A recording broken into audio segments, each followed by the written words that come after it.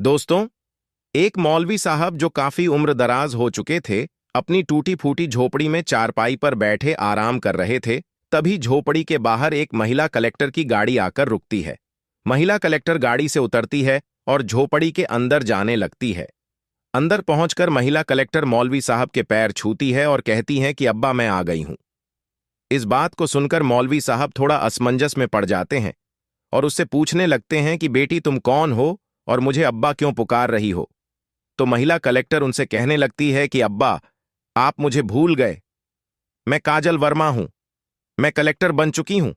इस नाम को जैसे ही मौलवी साहब सुनते हैं तो उनकी आंखों में आंसू आ जाते हैं और वह रोते हुए उस लड़की को गले से लगा लेते हैं। दोस्तों, कौन थी वह महिला कलेक्टर और क्या रिश्ता था उनका? मौलवी साहब से पूरी कहानी की सच्चाई जानेंगे आगे इस वीडियो में। लेकिन वीडियो में आगे बढ़ने से पहले आप सभी से विनम्रता के साथ निवेदन है कि आप वीडियो को एक लाइक कर दीजिए और हमारे यूट्यूब चैनल को भी सब्सक्राइब कर लीजिए। दोस्तों, बिहार के एक छोटे से गांव में पति पत्नी रहा करते थे। पति का नाम ओम प्रकाश वर्मा होता है और उनकी पत्नी का नाम किरण वर्मा होता है। किरण जी अभी गर्भवती हैं और कुछ दिनों बाद उनकी डिलीवरी होने वाली है। तो इस बात को सोच कर दोनों ही पति पत्नी बड़े ही खुश थे, क्योंकि उनके वंशज अब दुनिया में आने वाला था, जिसके लिए उन्होंने अनेकों सपने सजाए हुए थे। धीरे धीरे समय गुजरता है, अब समय आ जाता है डिलीवरी का। तो ओम प्रकाश वर्मा ने अपनी पत्नी को एक हॉस्पिटल में भर्ती करा दिया और डिलीवरी होने का इंतजार करने लगता है। लेकिन जैसे ही डिलीवरी हो जाती है तो डॉक्टर साहब बताते हैं कि आपकी पत्नी की जान हम बचा नहीं पाए।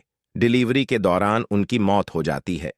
अब इस बात को सुनकर ओम प्रकाश जी बहुत ज्यादा परेशान हो जाते हैं, लेकिन वह अब क्या ही कर सकते थे।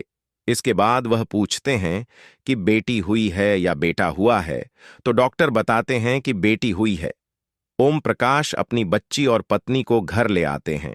कुछ दिनों तक विलाप चलता रहता है। ओम प्रकाश जी खुद को संभालते हैं और अपनी बेटी के पालन पोषण में लग जाते हैं। वह अपनी बेटी को मां और बाप दोनों का प्यार दे रहे थे। उस लड़की का नाम काजल वर्मा रखते हैं। अब काजल धीरे धीरे बड़ी हो जाती है। वह स्कूल जाने के काबिल हो गई थी, तो उसके पिता ने एक अच्छे प्राइवेट स्कूल में उसका एडमिशन कराया था। समय ऐसे ही गुजरता गया। अब काजल 10वीं क्लास में आ गई थी। फिर 10वीं क्लास के एग्जाम देती है। काजल पढ़ने लिखने में बहुत होशियार थी और उसके पिता को इस बात की बहुत खुशी होती थी कि उनकी बेटी पढ़ने लिखने में बहुत ज्यादा होशियार है। वह अपनी बेटी का और भी ज्यादा हौसला बढ़ाया करते थे। कहा करते थे कि बेटी, तू पढ़ लिख कर जरूर एक दिन कोई बड़ी ऑफिसर बन जाएगी और मेरा नाम रोशन करेगी। लेकिन दोस्तों, ईश्वर को कुछ और ही मंजूर था। एक दिन अचानक से ओम प्रकाश वर्मा की एक सड़क हादसे में मौत हो जाती है और इसके बाद काजल बिल्कुल अकेली रह जाती है। अब काजल के रिश्तेदार और सभी वहां पर इकट्ठा हो जाते हैं और वह लोग यह तय करने लगते हैं कि अब काजल को अपने साथ कौन ले जाएगा। तभी वहां पर काजल की बुआ आती है और वह उन लोगों से कहने लगती है कि कोई बात नहीं, काजल को मैं अपने पास रखूंगी। मैं इसे अपनी बेटी से ज्यादा प्यार दूंगी। अब काजल को सभी रिश्तेदारों की मर्जी से उसकी बुआ के पास छोड़ दिया जाता है। वह अपनी बुआ के घर ही रहने लगती है। लेकिन धीरे धीरे उसे महसूस हो जाता है कि उसकी बुआ यहां पर उसकी परवरिश करने नहीं, बल्कि उससे घर का काम कराने के लिए लाई है। क्योंकि दोस्तों, उसकी बुआ काजल से घर का पूरा काम करवाया करती थी। उसके बाद ही उसे खाने पीने के लिए दिया करती थी। लेकिन फिर भी काजल सभी चीजों को सहन करते हुए वहीं पर बनी रहती है और सोचती है कि कोई बात नहीं, अब मेरे माता पिता तो रहे नहीं, तो यही ठीक है। कम से कम यहां पर खाने के लिए तो मिल रहा है। इसके बाद एक दिन उसे पता चलता है कि जो उसने 10वीं क्लास के पेपर दिए थे, उन पेपरों का रिजल्ट आ गया है।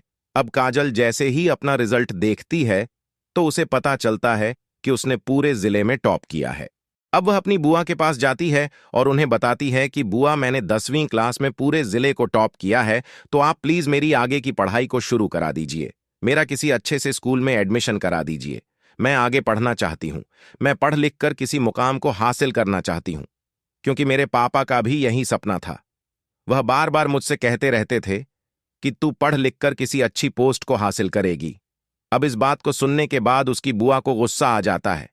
वह कहने लगती है कि अगर तू पढ़ने लिखने के लिए जाएगी तो घर का काम कौन करेगा। काजल अपनी बुआ को मनाने की कोशिश करती है, लेकिन उसकी बुआ उसे साफ साफ मना कर देती है और कहती है कि तुझे इस घर के अंदर ऐसे ही रहना पड़ेगा। इसके बाद काजल अपने आप को एक कमरे में बंद कर लेती है और फूट फूट कर रोने लगती है। उसे अपने पापा की वह सारी बातें याद आ रही थीं जो उसके पापा उससे कहा करते थे।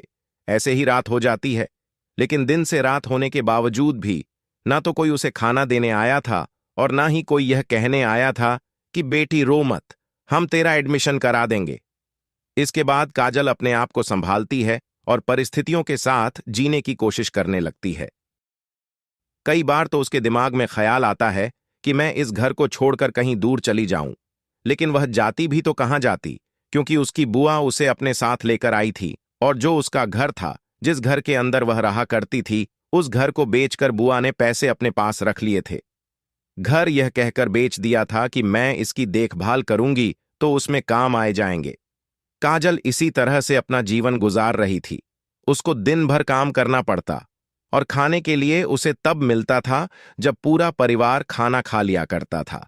इन सभी बातों से काजल बहुत ज्यादा परेशान हो जाती है और वह अब इस घर में बिल्कुल भी रहना नहीं चाहती थी।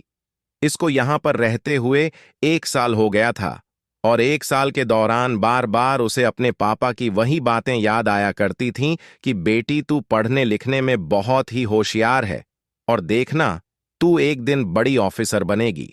उसके दिमाग में ऑफिसर बनने का भूत सवार था और इसी वजह से काजल उस घर से भागने का फैसला कर लेती है।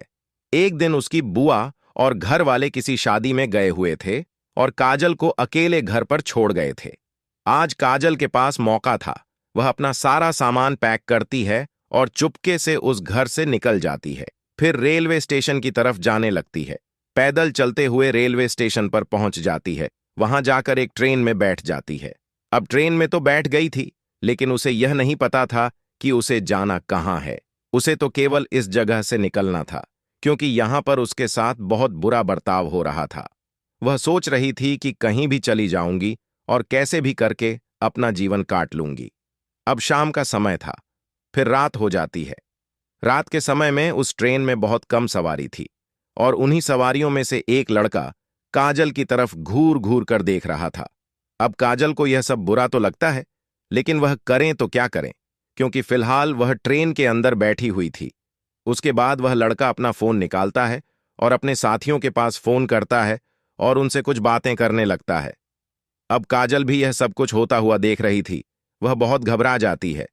अब जैसे ही अगला स्टेशन आता है तो उसी डिब्बे के अंदर एकदम से 3 लड़के और चढ़ते हैं और वो सभी उस पहले वाले लड़के के पास चले जाते हैं। वह लड़का काजल की तरफ इशारा करता है और फिर सभी लड़के काजल की तरफ देखने लगते हैं। काजल जैसे ही इन सभी चीजों को होते हुए देखती है तो वह खतरे को भांप जाती है और एकदम से उसी स्टेशन पर उतर जाती है। उसके उतरते ही वह लड़के भी उसके पीछे पीछे उतर गए थे और वह काजल का पीछा करने लगते हैं। काजल अपने बैग को लेकर भागने लगती है और वह लड़के भी उसका पीछा करने लगते हैं। काजल कभी इधर छुपती है तो कभी उधर छुपती है और ऐसे ही छुपते छुपाते एक मस्जिद के सामने पहुंच जाती है। अब सवेरा भी होने वाला था। सुबह के 4 बज चुके थे। तभी एक मौलवी साहब नमाज पढ़ने के लिए उस मस्जिद के अंदर जाते हैं। अब जैसे ही काजल मौलवी साहब को उस मस्जिद के अंदर जाते हुए देखती है तो वह उन्हें बाबा कहकर मदद मांगने लगती है। अब इस आवाज को वह लड़के भी सुन लेते हैं, लेकिन इतनी ही देर में मौलवी साहब काजल को मस्जिद के अंदर बुला लेते हैं। वह काजल से पूछने लगते हैं कि बेटी तू कौन है, कहां से आई है और यहां इतनी सुबह सुबह क्या कर रही है। काजल रोते हुए उनको बताती है कि मैं कहीं जा रही थी और रास्ते से 4 लड़के मेरे पीछे लग गए। मौलवी साहब को बताती है कि वह लड़के बाहर ही खड़े हुए हैं, तो मौलवी साहब मस्जिद से बाहर निकलते हैं और उन लड़कों को धमकाकर भगा देते हैं। वो लड़के भी सोचते हैं कि लड़की मस्जिद के अंदर जा चुकी है और हो सकता है कि मस्जिद के अंदर और भी व्यक्ति हो। इसी वजह से वह डर कर वहां से चले जाते हैं। अब मौलवी साहब काजल को आराम से बैठने के लिए बोलते हैं। वह बहुत ज्यादा डरी हुई थी। फिर से पूछते हैं कि बेटी तू कौन है, कहां से आई है और तू कहां पर जाना चाहती है। अब काजल अपनी पूरी कहानी मौलवी साहब को बता देती है। अपनी कहानी सुनाने के बाद उसकी आंखों से आंसू निकलने लगते हैं और वह फूट फूट कर रोने लगती है। मौलवी साहब उसको सहारा देते हैं और दिलासा देते हुए कहते हैं कि बेटी, जिसका कोई नहीं होता उसका रब होता है। अब तू किसी भी बात की चिंता मत कर। तुझे आगे जिंदगी में क्या करना है तू मुझसे बता। तो वो कहती है कि बाबा, मुझे पढ़ लिख कर किसी बड़ी पोस्ट को हासिल करना है। तो पूछते हैं कि तू कहाँ जाना चाहती है। तो काजल कहती है कि बाबा, अभी तो कोई मंजिल तय नहीं है, लेकिन मुझे पढ़ाई करनी है, ये तो तय है। मौलवी साहब कहते हैं कि बेटी, अब तू जवान हो रही है और तेरे साथ जो ये आज अभी अभी हुआ है ऐसा बार बार हो सकता है, तो तुझे किसी घर की जरूरत है। तू ऐसा कर, इतने दिन हमारे घर रह सकती हो। मेरी बीवी और मैं, हम दोनों ही रहते हैं। हमारे कोई औलाद भी नहीं है। फिलहाल तू अपनी यहाँ की पढ़ाई करना और आगे की पढ़ाई करने के लिए किसी अच्छे शहर चली जाना। अब काजल मौलवी साहब के घर में ही रहने लगती है। मौलवी साहब की उम्र 50 साल की थी। उनकी बीवी काजल का ख्याल अच्छी तरह से रखा करती थी। वो लोग उसका एक स्कूल में एडमिशन भी कराते हैं और वहां से उसकी आगे की पढ़ाई कराते हैं। काजल की परवरिश मानो वो अपनी बेटी की तरह ही करते थे। धीरे धीरे ऐसे ही 2 साल बीत जाते हैं और 2 साल में काजल ने अपने स्कूल की एजुकेशन को कंप्लीट कर लिया था। और जैसे ही काजल की 12वीं कक्षा का रिजल्ट आता है तो सभी गांव वाले इस बात को देखकर बड़े हैरान हो जाते हैं कि इस लड़की ने 12वीं कक्षा को बड़े अच्छे नंबरों से पास किया है। काजल को भी इस बात की बड़ी खुशी होती है और वह मौलवी साहब के साथ इस खुशी को साझा करती है और उन्हें बताती है कि अब्बा, मैंने बहुत अच्छे अंकों से 12वीं कक्षा को पास किया है। तो उसके अब्बा उससे पूछने लगते हैं कि बेटी, आगे करने का क्या इरादा है तेरा। तो वह कहती है कि अब्बा, आगे की पढ़ाई करने के लिए मुझे शहर जाना है। तो मौलवी साहब उसके शहर जाने का इंतजाम करते हैं, थोड़े बहुत पैसे भी उसको दे देते हैं और कहते हैं कि बेटी, अगर पैसे और चाहिए होंगे तो मुझे बता देना, मैं तेरे पास पैसे भेज दिया करूंगा। इसके बाद काजल उनका आशीर्वाद लेकर वहां से निकलकर एक बड़े शहर में पहुंच जाती है, जहां से वह अपनी ग्रेजुएशन की पढ़ाई को करने वाली थी। लेकिन काजल मौलवी साहब के ऊपर और बोझ नहीं बनना चाहती थी, क्योंकि मौलवी साहब जैसे तैसे करके अपनी बीवी के साथ अपनी जिंदगी गुजार रहे थे और ऊपर से उनकी उम्र भी काफी हो चुकी थी।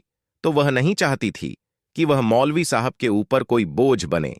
तो इसी वजह से वह शहर में इधर उधर काम ढूंढने लगती है। काम ढूंढते ढूंढते वह एक बुजुर्ग व्यक्ति के होटल पर पहुंच जाती है और उस होटल के मालिक से काम करने के लिए पूछती है। अब होटल का मालिक पहले उस लड़की की तरफ देखता है और उससे पूछता है कि बेटी, तू क्या काम करेगी। तो वह बताती है कि बाबूजी, मैं पढ़ी लिखी हूं, आप जैसा चाहो वैसा मैं काम कर दूंगी। कोई भी काम हो वही चलेगा, लेकिन मुझे पढ़ने के लिए थोड़ा सा टाइम चाहिए होगा। उसके बाद होटल मालिक काजल के बारे में काजल से पूछने लगता है कि बेटी, तू कौन है, कहां से आई है और किस वजह से तुझे काम चाहिए। क्या तेरे परिवार वाले तेरे साथ नहीं रहते क्या। तो उसके बाद काजल रो रो कर अपनी पूरी कहानी होटल के मालिक को सुनाती है। होटल का मालिक भी काजल की पूरी कहानी को सुनता है तो वह भी भावुक हो जाता है और उससे कहता है कि बेटी, कोई बात नहीं, अगर ऐसी ही बात है, तुझे पढ़ना है तो तू यहीं रहकर पढ़ सकती है। तेरी पढ़ाई में जो भी मुझसे मदद होगी मैं वह करने के लिए तैयार हूं, और तुझे जैसा भी काम करना हो वैसा काम तुम होटल में कर सकती हो। यानी कि होटल मालिक अब काजल को आगे पढ़ाना चाहता था। इसका कारण यह था कि होटल मालिक की भी एक बेटी थी और उसको पढ़ाने के लिए होटल मालिक ने बहुत ही ज्यादा कोशिश की थी, लेकिन वह कुछ खास पढ़ाई नहीं कर पाती है। अब वह काजल के अंदर अपनी बेटी का प्रारूप देखते हैं और कहते हैं कि बेटी, अगर तू पढ़ लिख कर बड़ा अफसर बन गई तो मैं अपने आप को धन्य समझूंगा। इसके बाद होटल मालिक उसकी पढ़ाई लिखाई का खर्चा उठाते हैं और साथ ही साथ काजल होटल पर ही काम करने लगती है। धीरे धीरे समय बीता और समय के साथ साथ काजल अपनी ग्रेजुएशन कंप्लीट कर लेती है। और जैसे ही काजल की ग्रेजुएशन कंप्लीट होती है तो उसके बाद वो होटल मालिक से कहने लगती है कि बाबूजी, अब मुझे आगे की पढ़ाई करने के लिए दिल्ली जाना पड़ेगा। तो होटल मालिक उसे खुशी खुशी दिल्ली भेज देता है और उसका पूरा खर्चा उठाने की जिम्मेदारी उठा लेता है।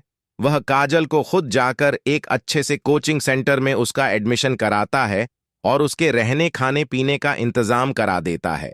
काजल मन लगाकर मेहनत करती है और मेहनत के साथ धीरे धीरे कुछ समय बाद काजल डिस्ट्रिक्ट कलेक्टर बन जाती है। अब जैसे ही वो डिस्ट्रिक्ट कलेक्टर बनती है तो ये खुशखबरी सबसे पहले वह होटल मालिक को देती है कि बाबूजी, मैं जिला कलेक्टर बन गई हूं। होटल मालिक इस बात को सुनकर बड़ा ही खुश होता है। इसके बाद काजल ट्रेनिंग के लिए चली जाती है और अपनी ट्रेनिंग कंप्लीट करने के बाद एक जगह पर उसकी पोस्टिंग हो जाती है। अब काजल के पास सरकारी गाड़ी थी, सरकारी घर था, उसे अब किसी बात की कोई परेशानी नहीं थी। इसके बाद जो होटल मालिक होता है वह एक दफा उससे मिलने के लिए भी आता है।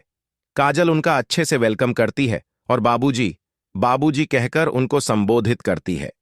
अब होटल मालिक जैसे ही उससे मिलने के लिए आया था तो एकदम से उसे उन मौलवी साहब की भी याद आ जाती है, क्योंकि मौलवी साहब और उनकी बीवी ने भी उसके साथ बहुत ही अच्छा व्यवहार किया था और 2 साल तक उसकी देखरेख की थी और 12वीं क्लास तक उसे शिक्षा दिलाई थी। इसके बाद काजल मौलवी साहब से मिलने का मन बना लेती है और अपनी सरकारी गाड़ी में बैठकर सीधा मौलवी साहब के घर चली जाती है। अब इन बातों को लगभग 7 साल बीत गए थे और 7 साल बाद काजल एक कलेक्टर साहिबा के भेस में सीधा उस घर पर पहुंचती है जहां वह कभी मौलवी साहब और उनकी बीवी के साथ रहा करती थी। वहां पहुंचने के बाद वह देखती है कि जिस घर में कभी वह रहा करती थी वह घर फिलहाल नहीं है। उस घर की जगह एक टूटी फूटी झोपड़ी बनी हुई है, तो काजल उस झोपड़ी के अंदर जाने लगती है। सामने मौलवी साहब अपनी चारपाई पर बैठे हुए थे और काजल की तरफ असमंजस भरी निगाहों से देख रहे थे। काजल जाकर उनके पैर छूने लगती है तो मौलवी साहब उससे कहने लगते हैं कि बेटी, कौन है तू और मेरे पैर क्यों छू रही है? तो काजल उनसे कहने लगती है कि अब्बा, आप मुझे भूल गए, मैं काजल वर्मा हूं और मैं एक जिला कलेक्टर बन गई हूं। अब जैसे ही मौलवी साहब काजल का नाम सुनते हैं और उन्हें पता चलता है कि वह जिला कलेक्टर बन गई है, अब मौलवी साहब फूट फूट कर रोने लगते हैं और रोते हुए काजल को गले से लगा लेते हैं।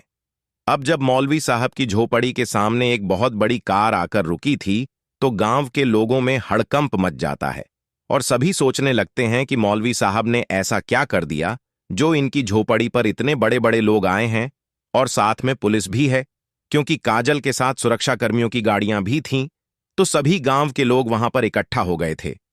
उसके बाद जैसे ही सभी लोगों को यह बात पता चलती है कि यह वही काजल है जो 2 साल तक इसी गांव में रही थी, तो सभी लोग काजल की इस कामयाबी की बेहद खुशी मनाते हैं और काजल को बहुत ज्यादा प्रोत्साहित करते हैं।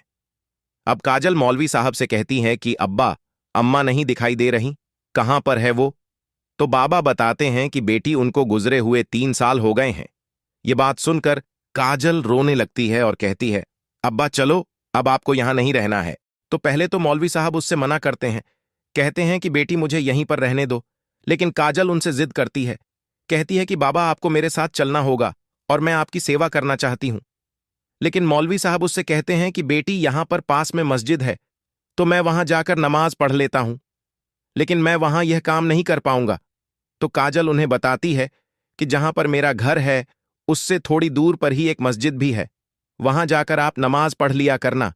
अगर आपको यह लगता है कि मैं एक हिंदू हूं तो यह चीज अपने दिमाग से निकाल दीजिए, क्योंकि आपने जिस वक्त मेरी मदद की थी तो आपने यह चीज नहीं देखी थी कि मैं हिंदू हूं या मुस्लिम हूं।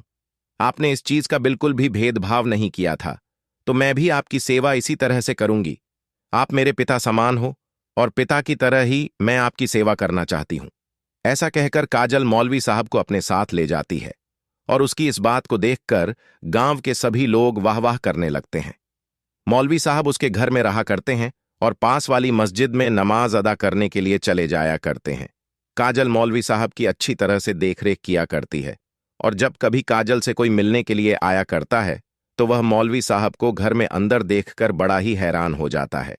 लेकिन जब काजल पूरी कहानी उनको बताया करती है तो वह लोग भी काजल की तारीफ किया करते हैं और कहते हैं कि यह होती है असली इंसानियत। कभी कभी वह होटल मालिक भी उससे मिलने के लिए आया करता है, अपने सहपरिवार और अपनी बेटी को काजल को दिखाकर बताया करता है कि ऐसी होती है बेटियां। काजल दोनों का अपने पिता की तरह मान सम्मान किया करती हैं होटल मालिक अपने घर में रहा करते हैं, लेकिन मौलवी साहब उनके पास ही रहा करते हैं। और कुछ दिनों बाद काजल ने अपने बराबर की रैंक वाले एक अधिकारी से शादी कर ली। शादी होने के बाद काजल ने अपने पति से साफ साफ कह दिया था कि यह मेरे पिता हैं और अगर तुम्हें मेरे साथ रहना है तो तुम्हें इनकी सेवा भी करनी होगी। काजल का पति जैसे ही पूरी कहानी को सुनता है कि किस तरह से काजल आईएएस ऑफिसर बनी है और किस समय में मौलवी साहब ने उनका साथ दिया था, तो जो काजल का पति होता है उसकी आंखों में भी मौलवी साहब की इज्जत और भी ज्यादा बढ़ जाती है और वह भी उनकी अच्छी तरह से देखभाल करने लगता है।